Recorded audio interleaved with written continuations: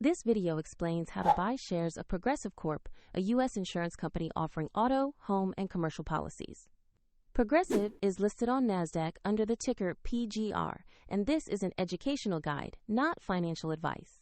To buy PGR, you need a brokerage account. We'll use eToro as an example to demonstrate the steps.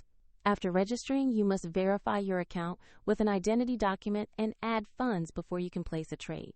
Use the platform search bar and type the ticker PGR to find the listing. Select the matching Progressive Corp entry on NASDAQ to open its stock page. On the stock page, review the company overview and examine the price chart for context. Confirm the listing shows Progressive Corp on NASDAQ with the ticker PGR before proceeding. Click Invest or Trade. Choose the amount you want to allocate.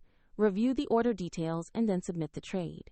If the market is closed, your order may be queued or executed at the next open. And if you lack sufficient funds, the platform will prompt you to deposit before confirming the purchase. After execution, the position will appear in your portfolio where you can monitor it. The registration link is in the description if you want to sign up or learn more.